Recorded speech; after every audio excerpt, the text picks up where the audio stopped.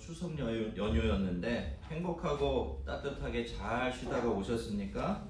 네. 아마 가족하고 떨어져 계시는 분들은 가족들과 만나는 행복으로 가슴이 뿌듯함을 느끼셨을 텐데요.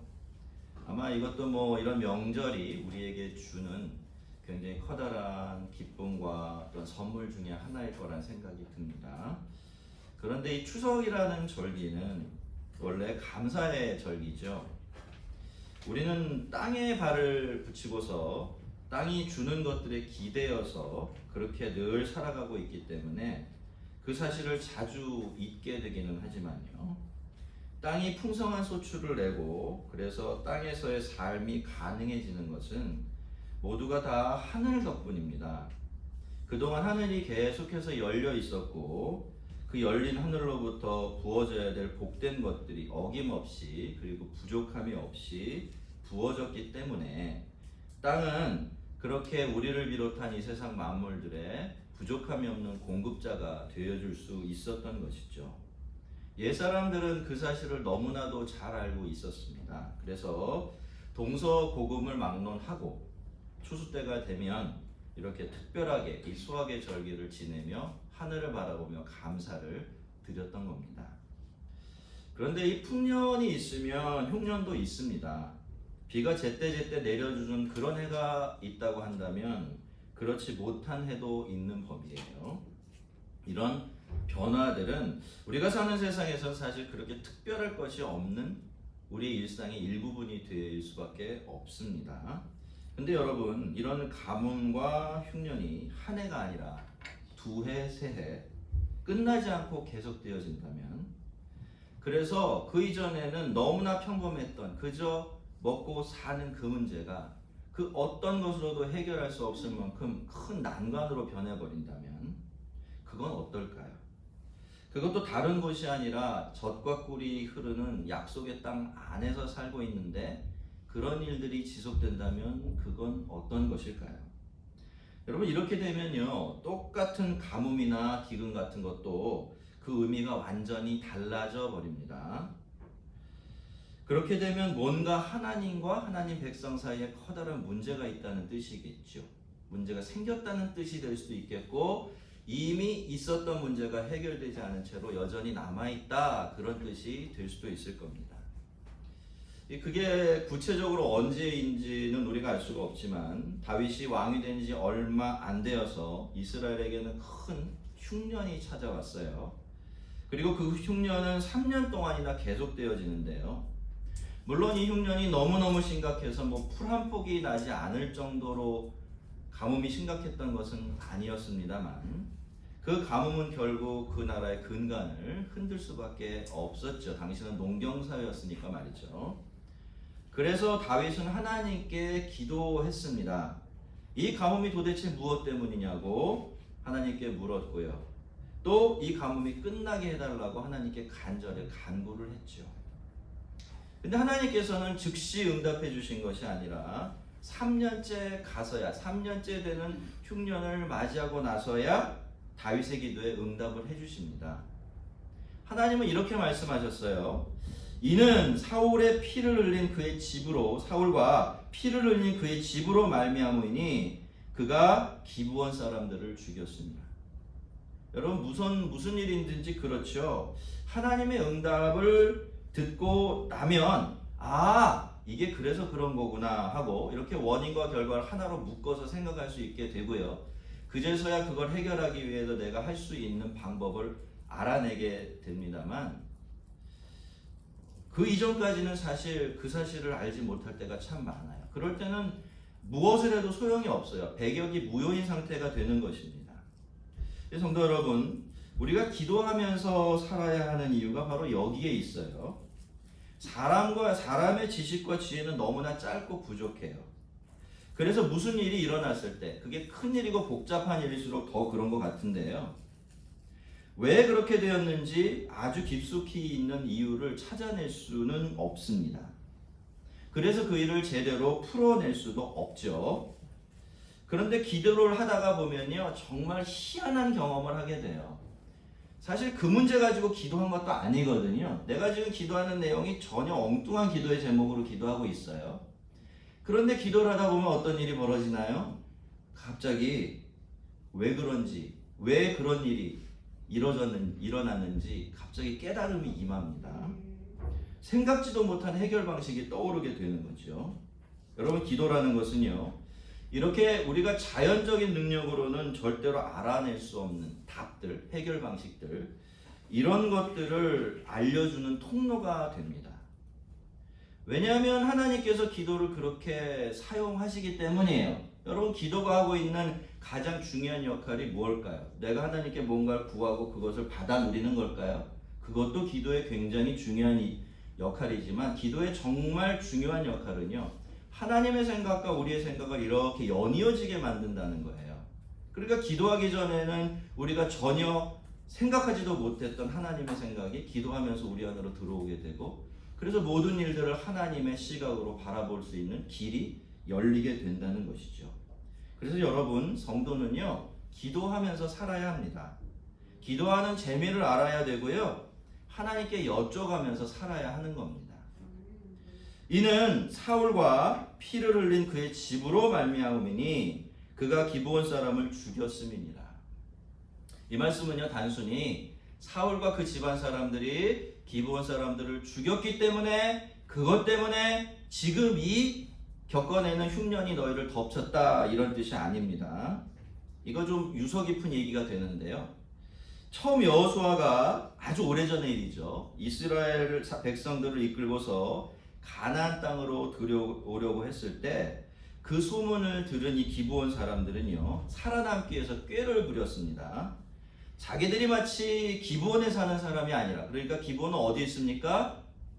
가나안 땅 안에 있는 거죠. 거기 사는 것이 아니라 아주 그 지경 너무 먼 곳에 사는 사람들처럼 자기를 위장해서는 이 여호수아와 이스라엘 백성들을 찾아왔어요. 그리고선 그렇게 부탁을 하죠. 우리가 아주 멀리서 사는 사람들이지만 너희들 소문을 들어서 너희가 어떤 사람들인지 알고 있다. 우리가 앞으로 영원히 너희들을 섬기는 종이 될 테니까 우리하고 불가침 조약을 맺자. 이렇게 해서 이제 여호수아와 또 그 백성들은 속아 넘어갔죠. 그죠? 그래서 약속을 하게 됩니다. 그러니 어쨌든 간에 이 약속은 하나님의 이름으로 맹세한 약속이기 때문에 약속은 지켜져야만 하는 것이었어요. 그 이후에 이 약속은 아주 잘 지켜졌습니다. 첫째로 기브온 사람들이 정말로 이스라엘 백성들 중에 살면서 성심성의껏 이스라엘 백성들을 섬기는 사람들이 됐어요. 그러니까 완전한 종은 아니지만 거의 머슴에 가까운 상태로 살게 된 거예요. 그리고 또 이스라엘 백성들은 이스라엘 백성들대로 이 기브온 사람들이 어려움을 겪을 때마다 찾아가서 그들을 도와주고 구해주는 역할을 하면서 이 둘 사이에는 이렇게 신실한 관계가 잘 유지가 되고 있었던 것이죠. 그런데 사울이 어느 날 갑자기 이 약속을 완전히 깨트려 버린 것입니다. 자기 나라, 자기 백성들에 대한 열심이 너무나 집착적으로 강해진 나머지 조상들이 한 맹세를 깨뜨리고서 죄 없는 기브온 사람들 많이 죽이고, 그뿐만이 아니라 남은 사람들을 내쫓았어요. 그래서 그때부터 이 기브온 백성들은 뿔뿔이 흩어져서 살 수밖에 없는 그런 처지가 되었습니다. 여러분, 열심 자체는 나쁜 게 아닙니다. 특별히 왕이 자기 백성들의 행복과 유익을 위해서 열심을 낸다는 건 참 좋은 일이죠. 그건 너무나 당연한 일이기도 합니다. 근데 문제가 뭡니까? 그 열심이 너무나 지나쳤다라는 것입니다. 특히 그 열심이 하나님을 위한 열심이 아니었다라는 것이 더 큰 문제였죠. 여러분, 성도들에게는 열심이 있어야 합니다. 그렇죠? 우리 주님께서 우리에게 그렇게 말씀하셨어요. 너희는 뜻과 마음과 힘을 다해서 주 너희 하나님을 사랑하고 섬겨라. 열심히 하라는 겁니다. 바울은 이 말씀을 받아서 그 당시 말로 열심을 가지고 하나님을 섬겨라, 그렇게 말을 했던 것이고, 그래서 성도들에게 있어서 이 열심이라는 것은 아주 기본적인 하나님을 섬기는 태도가 되어야 하는데요. 하지만 여러분, 그 열심은 무엇보다도요, 하나님을 위한, 그리고 하나님을 향한 열심이 되어야 돼요. 여러분, 이런 말씀을 드리면 자꾸 머리에 어떤 일에 대한 열심을 떠올리시면 안 됩니다. 여러분 일에 대한 열심하고 하나님을 위한 하나님을 향한 열심하고는 조금 방향이 달라요. 둘이 같이 일치될 수도 있지만 서로 완전히 갈라설 때도 있는 겁니다. 하나님을 위한 열심이 되고 하나님을 향한 열심이 되기 위해서는 나의 열심이 하나님의 뜻을 이루기 위한, 그리고 하나님의 마음에 하나님의 성품에 어울리는 그런 열심이 되어야 한다라는 뜻입니다. 여러분 성도들의 열심이라는 건 늘 그 범위 안에 머물러 있어야 돼요. 그렇지 않으면 오히려 내가 낸 열심이 하나님과 나 사이를 멀어지게 만들고 하나님의 뜻을 어그러뜨리는 결과로 이어질 수도 있기 때문에 그렇습니다. 사울과 그 집안의 경우가 꼭 그런 경우였죠. 그는 그 열심 때문에, 다른 것이 아니라 그 열심 때문에 기브온 사람들과의 그 오랜 조상들의 약속을 정말 한순간 깨트려 버렸죠. 그리고 그 일이 바로 지금 3년 동안의 엄청난 가뭄으로 이스라엘 백성들을 덮치고 있는 겁니다. 여러분 하나님은 신실하세요. 자기 백성들에게 변함없이 영원히 신실하십니다. 하나님의 백성들이 하나님 앞에서 하나님의 은혜를 입으며 살아갈 수 있는 것 모두가 다 하나님의 신실하심 덕분입니다.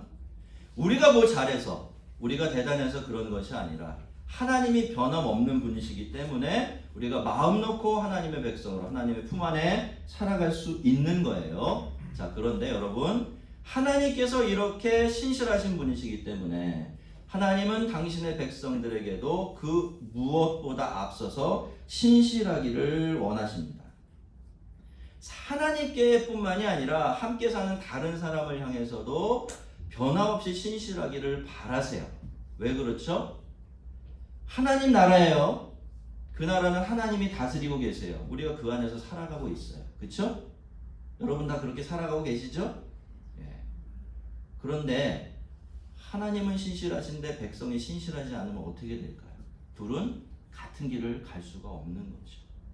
그러니까 하나님은요, 하나님의 성품상도 그렇고 우리의 유익을 위해서도 그렇고 너희는 나처럼 나를 닮아서 신실한 나의 백성들이 되라 라고 요구하실 수밖에 없으신 것입니다. 에베소서 1장 1절을 보면 성도들을 이끌어서 그리스도 안에 있는 신실한 사람들이라고 부르고 있는데요. 이것만 보아도 하나님께서 끝까지 약속을 지키고 책임을 다하는 것을 얼마나 가치 있게 여기시는지를 우리가 볼 수가 있습니다. 열심보다 중요한 게 신실함이에요.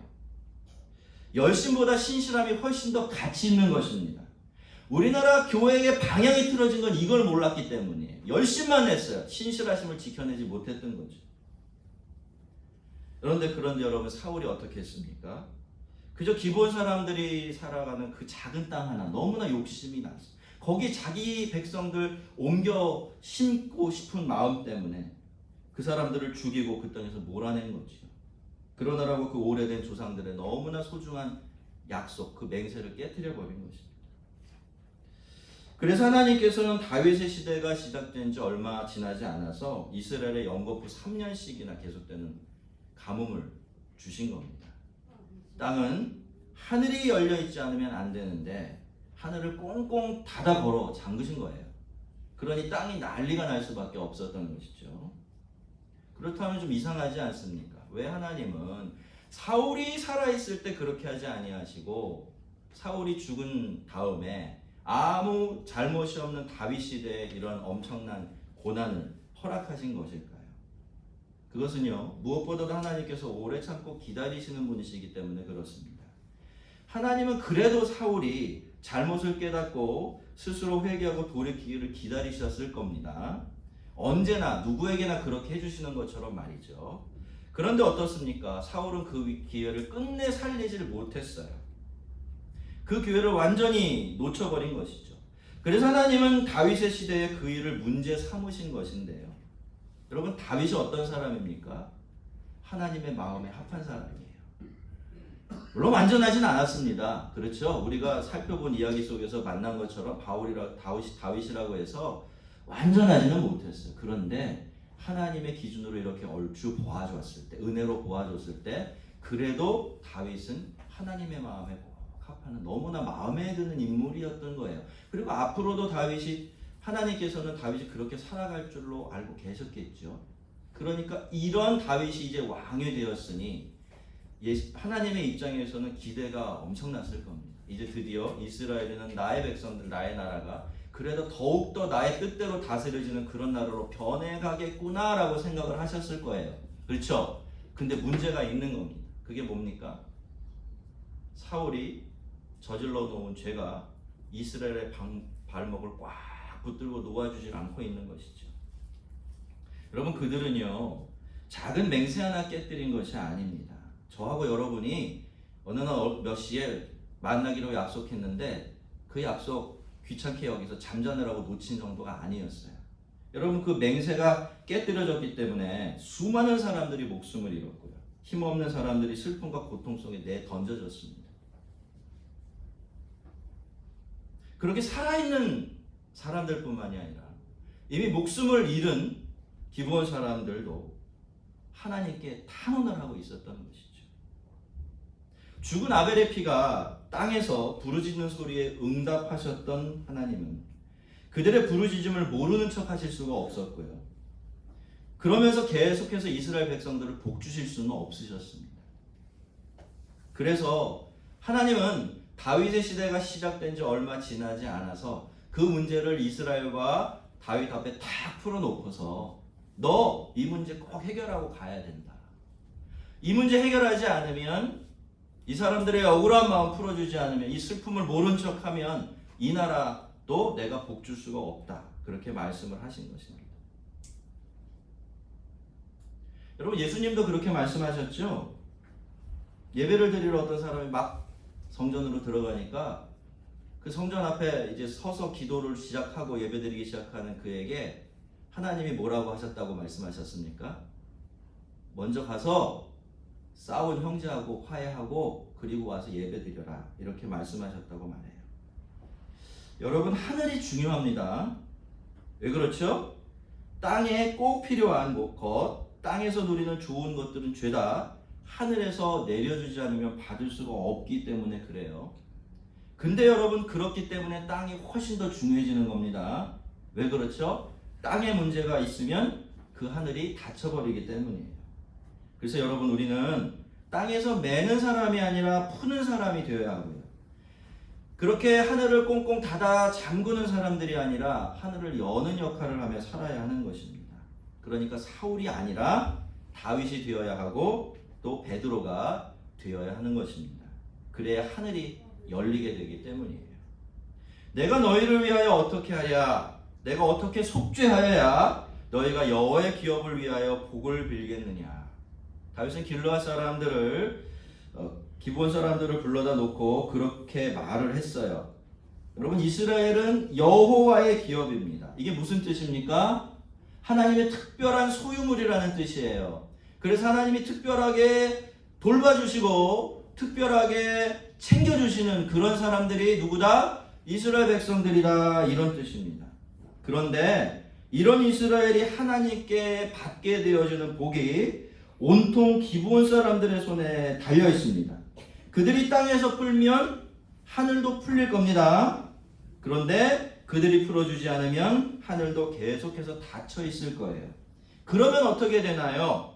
하나님의 기업이, 아무리 하나님의 기업이라고 해도 가뭄을 겪게 되는 겁니다.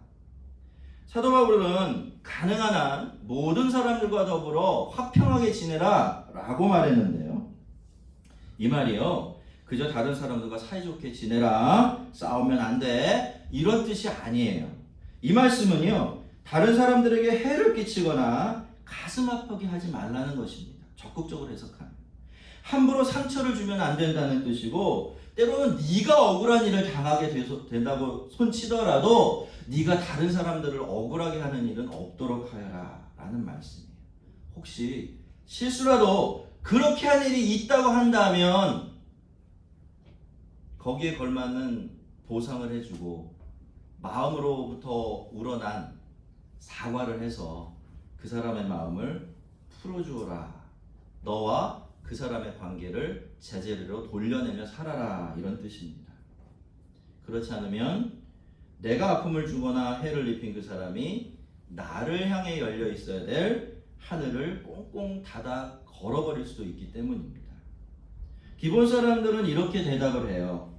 사울과 그의 집과 우리 사이의 문제는 은금에 있지 아니하오며. 두 가지로 대답하거든요. 두 번째는 이스라엘 가운데 사람을 죽이는 문제도 우리에게 있지 아니하나이다.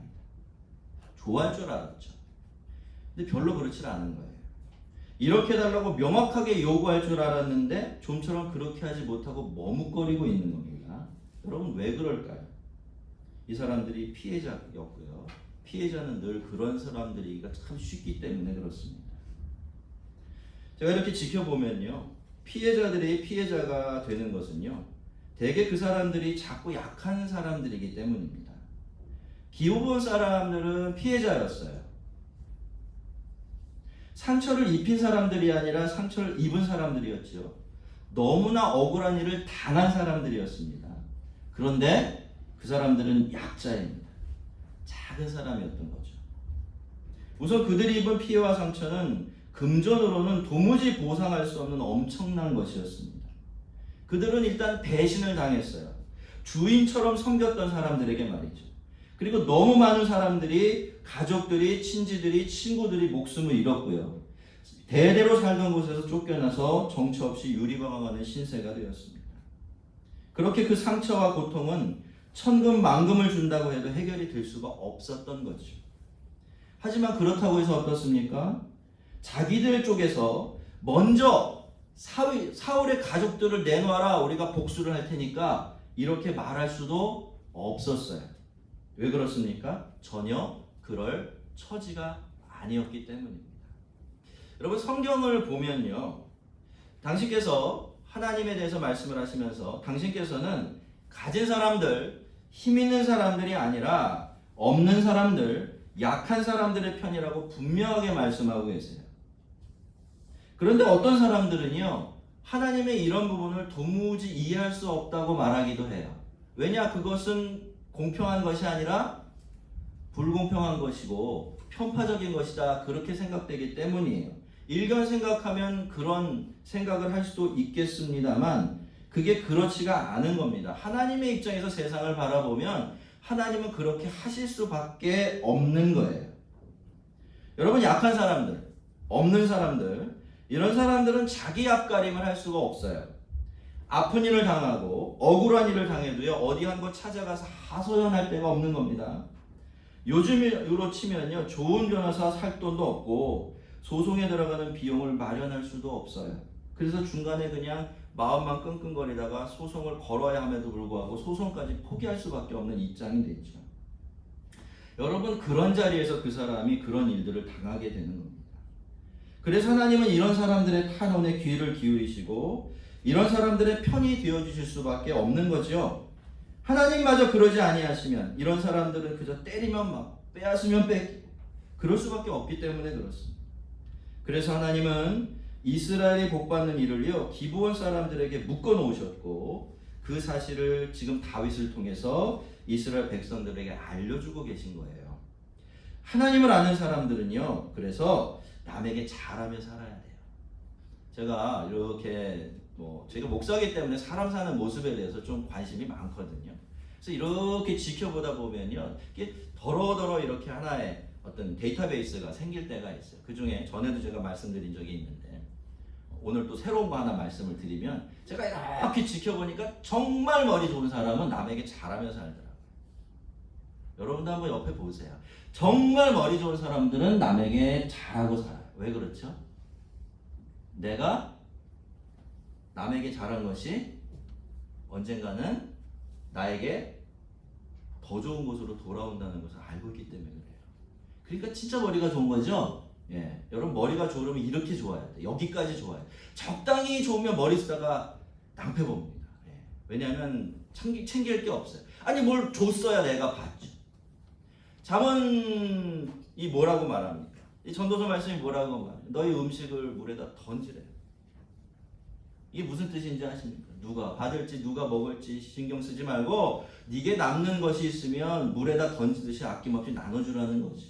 그러면 그 음식이 물을 타고 돌고 돌아서 결국 내가 필요할 때 나에게 돌아오는 것이 누구의 법칙이다?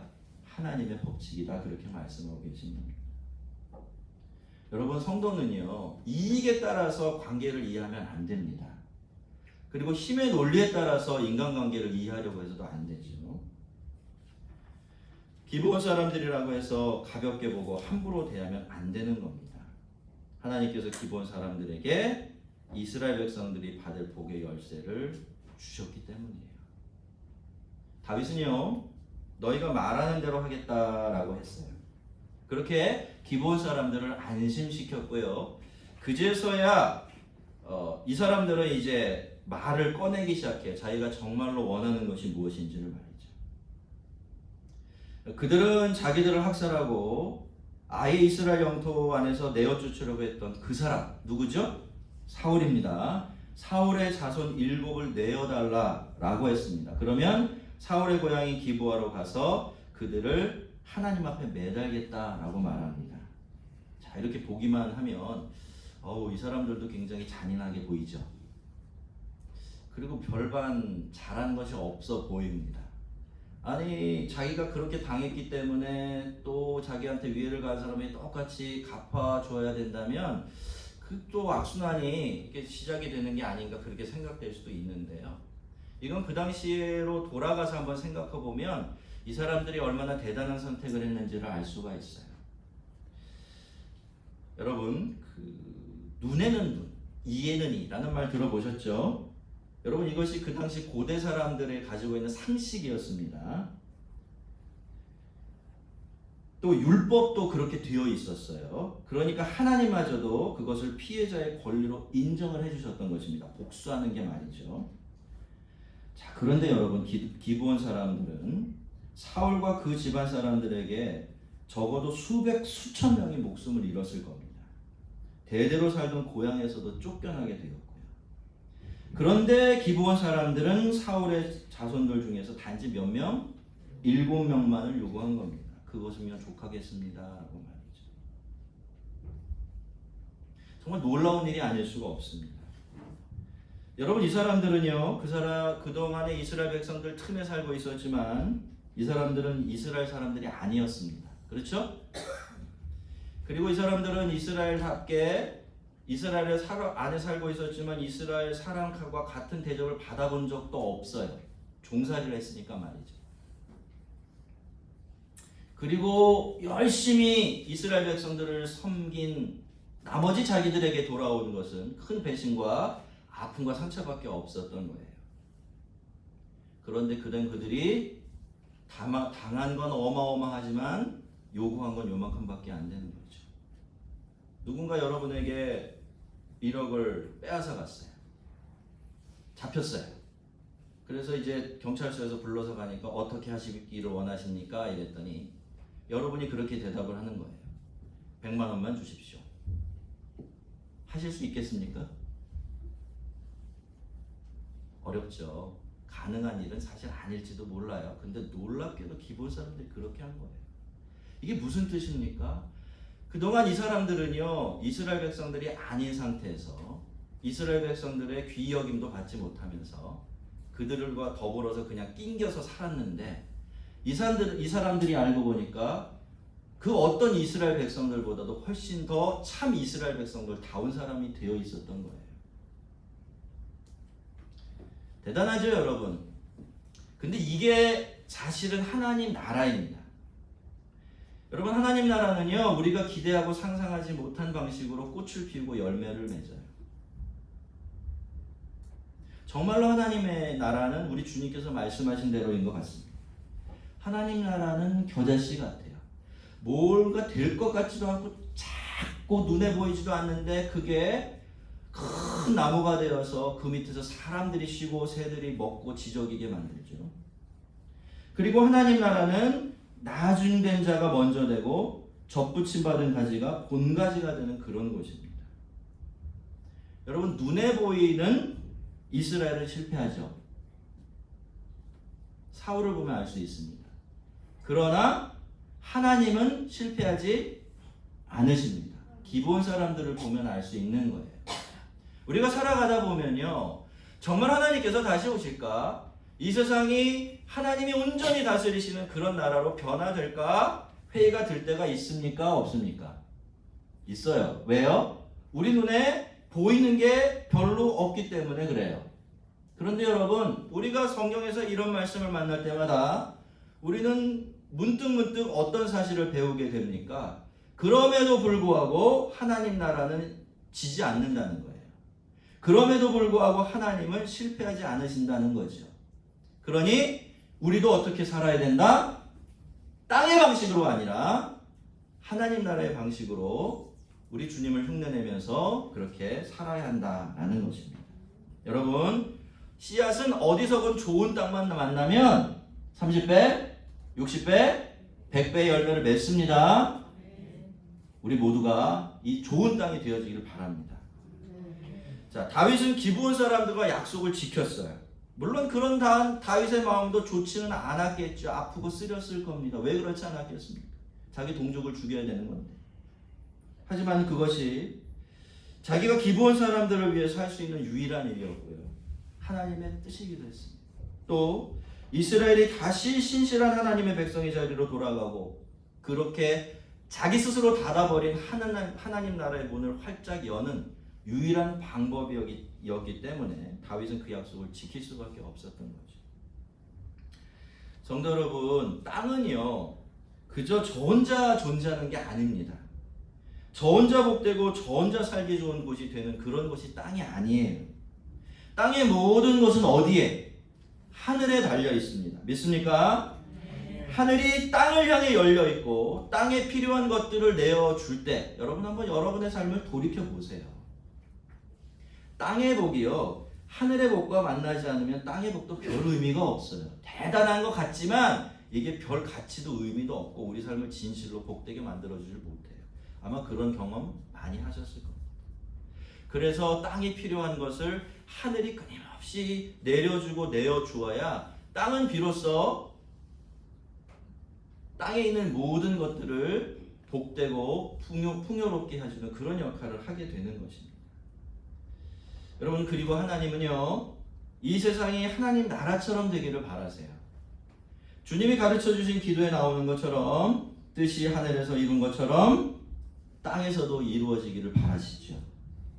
그래서 하나님은 하늘을 열고 닫는 열쇠를 우리가 늘 만나는 너무나 평범한 사람들의 손에 쥐어준 것입니다. 작은 사람들, 없는 사람들, 힘없는 이웃들의 손에 쥐어주신 것이죠.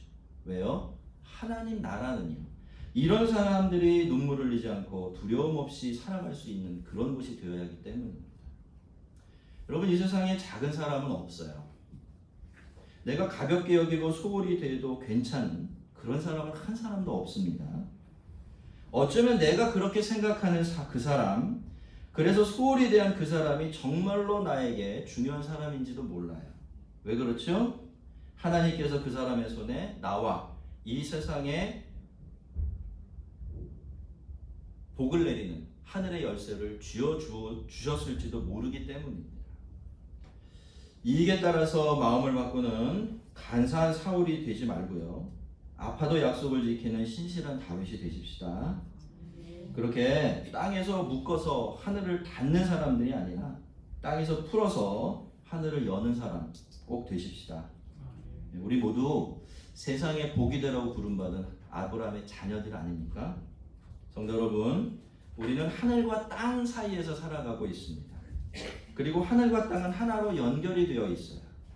하늘이 열려야 땅이 열리고요. 땅에서 풀어야 하늘에서도 풀립니다. 그래서 우리는 신실해야 되고 그래서 우리는 진실해야 하는 겁니다. 우리 모두가 있는 그곳이 어디든지 하나님의 언약 백성으로 사는 사람답게 살아서 거기서 열고 거기서 푸는 하나님의 열쇠가 되기를 우리 주님의 이름으로 축원합니다. 우리 같이 한번 기도하겠습니다.